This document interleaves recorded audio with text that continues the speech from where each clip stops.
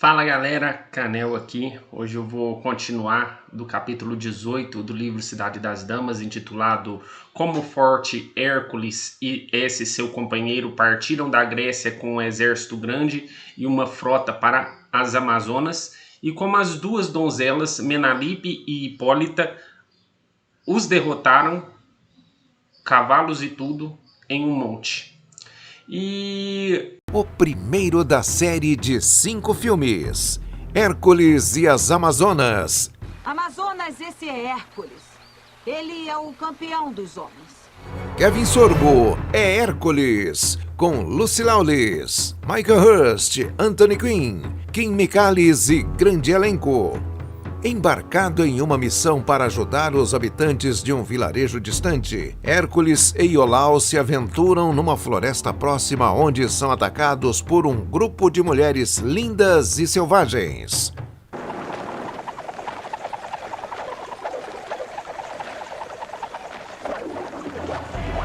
O herói se apaixona pela rainha, mas Hera está disposta a interferir no relacionamento. Hércules e as Amazonas, em versão Full HD, na sua sessão matinê. Sábado, a partir das 3 da tarde, no Festival Hércules. Se vocês gostaram aí da, da chamada do vídeo, com certeza provocou várias nostalgias, né? Hércules. Esse Hércules aí fez muito sucesso, né, cara? Nossa, eu lembro de uma vez que eu perdi, minha mãe foi falar da Bíblia pra uma mulher, cara, e aí nós estava lá, e ela tava lá falando da Bíblia, e eu tava assistindo o filme do Hércules, cara, com a colega minha de escola. Muito doido, cara. Altas lembranças de Hércules matando, entrando dentro do estômago do monstro marinho. Eu acho que ele tava junto com a Gabriela nesse episódio. Quem lembra?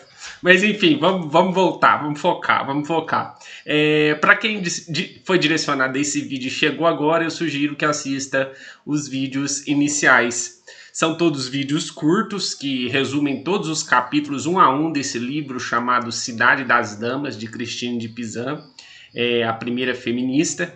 E eu vou deixar o link da playlist, onde começa o capítulo 1, na descrição do vídeo aqui embaixo. Né? No mais, já deixa seu like, seu joinha, seu comentário. E se puder, fortalece o canal aí fazendo sua inscrição. Valeu? Vamos lá.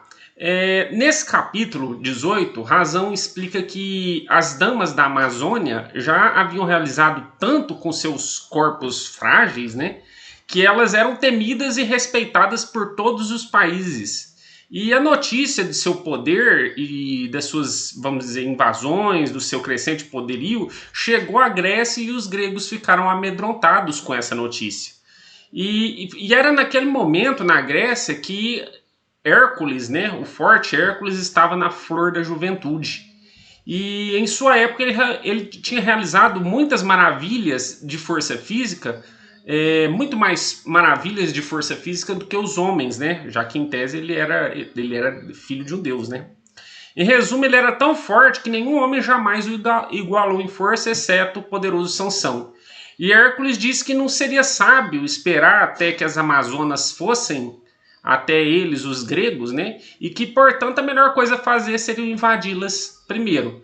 E para realizar isso, ele armou uma frota e reuniu uma grande massa de jovens nobres para ir lá enfrentá-las, né?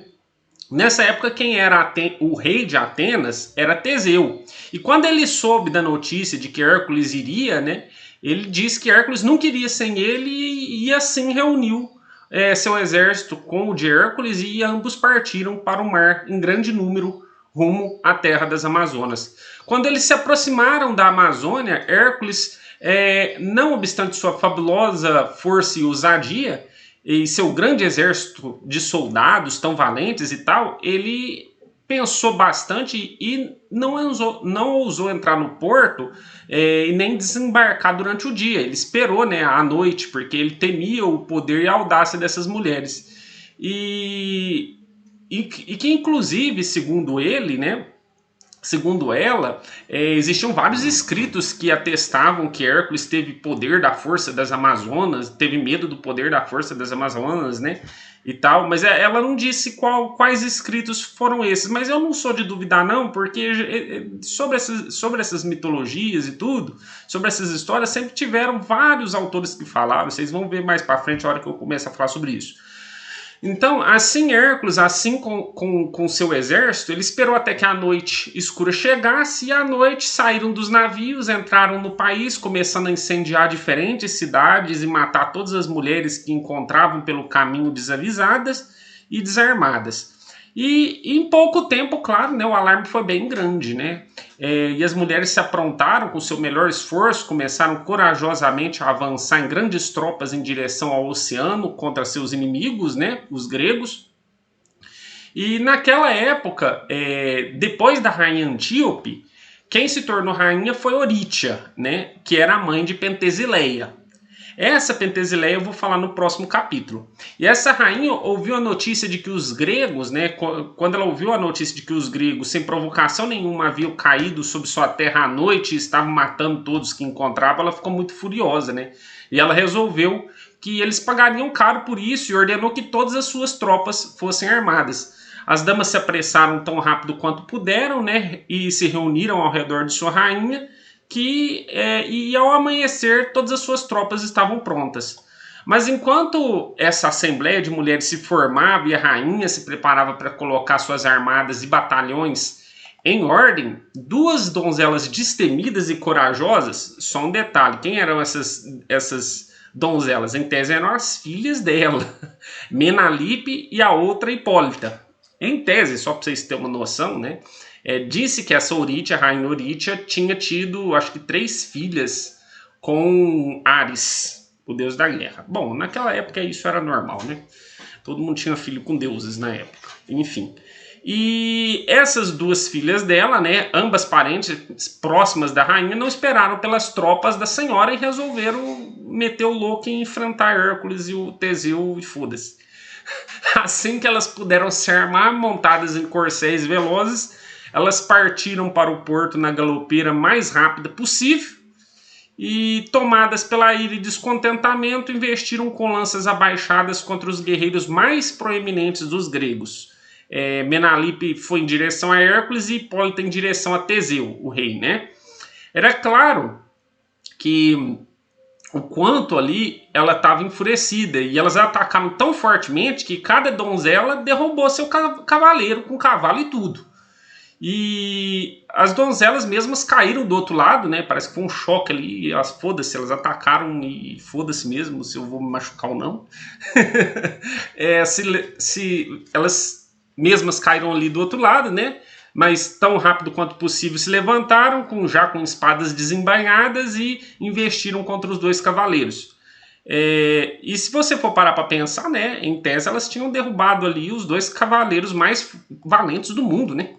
E esse feito, ele não teria sido acreditável, crível, né, sem o testemunho de tantos autores credíveis, né? Essas mesmas autoridades, espantadas por essa aventura, elas acabam passando pano para Hércules, né, segundo a Dama Razão, já que, considerando sua força ilimitada, dizem que poderia ter sido culpa de seu cavalo.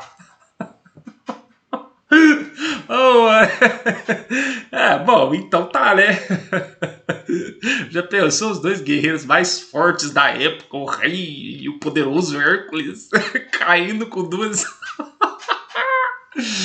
Amazonas? Ele não era nem a rainha, cara. Bom, apesar que eram princesas, mas enfim, né? Bom, vamos lá. O que é verdade e o que é mentira nessa história, né, cara? Então, como eu estava falando, tanto a Hipólita quanto a outra, a Menalipe, né, elas eram filhas da rainha Otreira, né, e também tinha Antíope também, que, bom, enfim,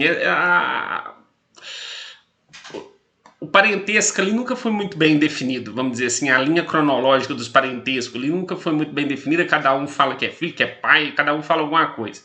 Mas, em tese, parece que eram filhas mesmo. E Hipólita, né, ela era conhecida por possuir um cinturão mágico, né, que inclusive esse cinturão mágico, o que ele fazia? Em tese, quem controlava o cinturão mágico controlava as Amazonas, em tese. Então, para mim, esse cinturão deveria estar, na realidade, com a rainha, né? Mas, enfim, os mitos são contados do jeito que são contados. E Hipólita é uma das mais famosas rainhas amazonas, né? Tendo aparecido em obras de arte, na literatura, no cinema, como uma mulher ousada e tal, né? E pouco se sabe sobre Hipólita antes do confronto com Hércules. Sabe-se que ela recebeu do pai, o deus da guerra Ares, um cinturão mágico como símbolo do seu poder e autoridade sobre as Amazonas.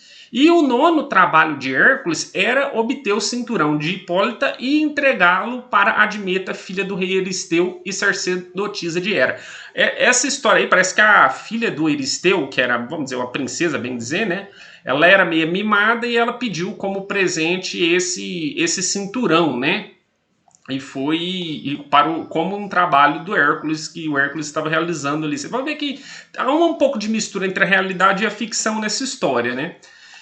E aí o Hércules navegou acompanhado do Teseu e as suas tropas até o ponto Euxino, na cidade de Temícera, na foz do rio Termodonte, onde ficava o Palácio das Amazonas.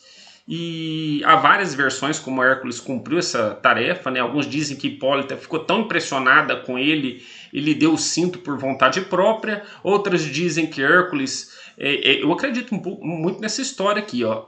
Outros dizem que Hércules... na verdade o nome dele era Heracles, mas enfim, raptou Menalipe, uma das irmãs de Hipólita, exigiu o cinturão como preço do resgate. Eu acredito muito nessa história. Ela não teria entregado esse cinturão assim, sem mais nem menos. E de acordo com Diodoro Sículo, Hércules exigiu que lhe entregassem o cinturão, mas como as Amazonas o ignoraram, e eu acredito nisso aí, elas realmente devem ter ignorado ele, né? Um cara chegando lá do outro lado do não sei aonde, exigindo coisas das poderosas Amazonas. Duvido muito que elas iam aceder a isso aí. E aí ele iniciou uma guerra contra elas, né? E nessa luta Hércules matou várias mulheres ali, várias Amazonas, né? Aela, Fílipes, Protoe, Seleno, Euríbe, Febe, várias guerreiras, né? As três últimas companheiras de caça de Ártemis, supostamente a Ártemis era uma amazona, né? Vamos dizer assim, no mundo real. E também Dejanira, Astéria, Marpé e Tecmé Salcipe. Finalmente, a comandante das Amazonas, Menalipe, foi derrotada. E das cativas, Antíope foi dada de presente a Teseu. E Menalipe foi libertada em troca do cinturão como preço do resgate. Aí eu acredito. Acredito realmente que foi isso. Elas não iam entregar esse cinturão de graça, não. Enfim. Então, alguns dizem, né, inclusive, que Hipólita se casou com Teseu, né? Outros relatam que ela foi morta por Telamon. O que é verdade sobre essa batalha?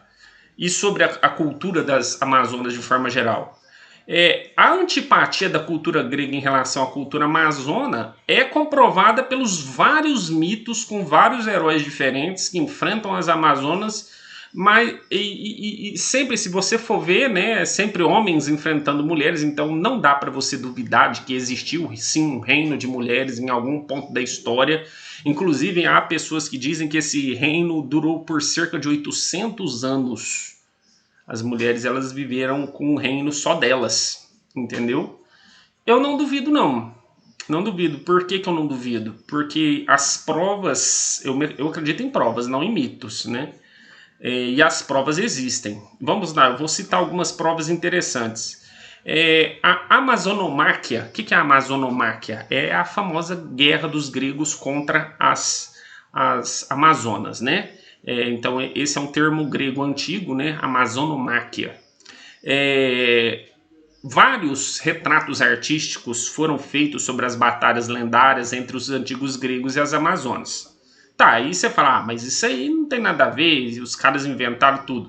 Muito bem, só que aí algumas dessas obras ficaram imortalizadas em lugares muito, vamos dizer assim, muito famosos da época. Não dava para você falsificar. Imagina se nesse momento, agora mesmo, o Brasil nós começássemos a proclamar que o Brasil entrou em guerra com o Paraguai e no final não entrou nada e a gente começa a pintar os locais dizendo que entrou e quer dizer, ninguém ia acreditar numa coisa que não estava tendo, que não teve alguma consequência real, né? Alguma consequência real teve. Então essas Amazonas, elas sucumbiram em diversos mitos a personagens como Héracles, Teseu, simbolizando ali o triunfo das civilizações helênicas, os gregos, sobre os bárbaros, né? Entre as célebres representações aí das amazonomáquias está essa particularmente me chamou a atenção, que foi uma feita por Fídias, no escudo de Atenas, da Atena Partenos, a estátua monumental que ficava dentro do Pártenon. Então, quer dizer, era o Pártenon, para quem não sabe, gente, era aquele local grego lá que a gente vê direto nos documentários, né, símbolo dos gregos e tudo. Então, aquele lugar sempre foi importantíssimo. E essa representação estava no escudo da estátua. Então, quer dizer, se você falar que isso não ocorreu, que os gregos não venceram as Amazonas, fica até estranho, né? Porque aí você tá confrontando a cultura inteira, né, velho? Você tá falando que... Então, alguma coisa aconteceu. Outra coisa interessante, né, foi também... mas essa foi só isso? Não, também teve uma amazonomáquia, que era de autoria do pintor Micon, na Stoa Poikile, da Ágora de Atenas. Então, teve uma pintura lá também, né? Também teve outra que estava no mausoléu de Helicarnasso, que tinha 12 painéis incorporados que depois, né, teve 12 painéis incorporados às muralhas do castelo de São Pedro de Helicarnasso. Então, basicamente, eles tiraram do mausoléu, colocaram lá no castelo de São Pedro de Helicarnasso, no século XVI, e depois, em 1846, eles tiraram lá desse castelo de São Pedro de Helicarnasso, e o embaixador britânico Lord Stratford Canning obteve autorização para remover esses 12 baixo-relevos de mármore, né, que se encontram hoje no Museu Britânico. Então, quer dizer, existem sim provas de que provas culturais de que as Amazonas realmente existiram. Agora, o culto às Amazonas, e interessante isso aí, e isso é interessante inclusive simbolicamente. Porque para pensar, as mulheres gregas, para quem não sabe, tiveram que obter...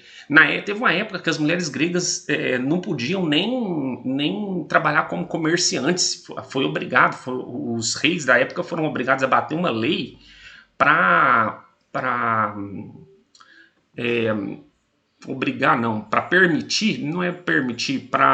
proteger que as mulheres pudessem trabalhar em comércios e não serem mal faladas.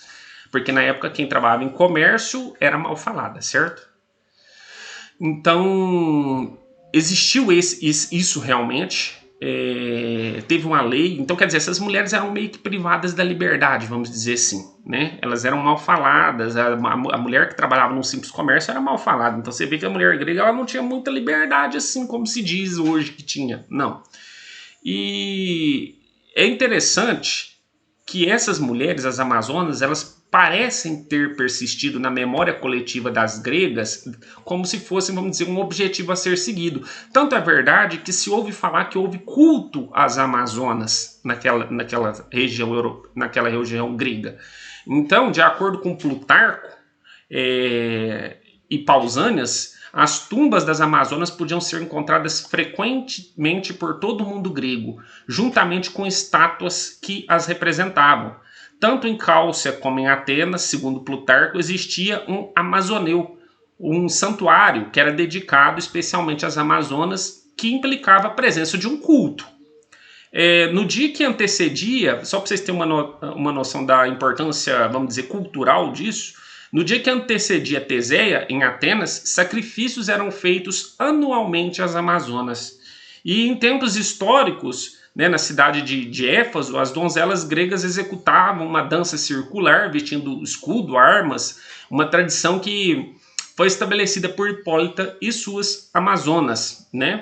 Então, parece que houve uma troca cultural também por parte das Amazonas, porque as Amazonas ergueram, né, uma estátua de madeira já no seu próprio reino, né, uma estátua de madeira da deusa Ártemis. Então, tipo assim, houve uma troca cultural em que aquilo que era admirado no outro era absorvido na sua cultura, né?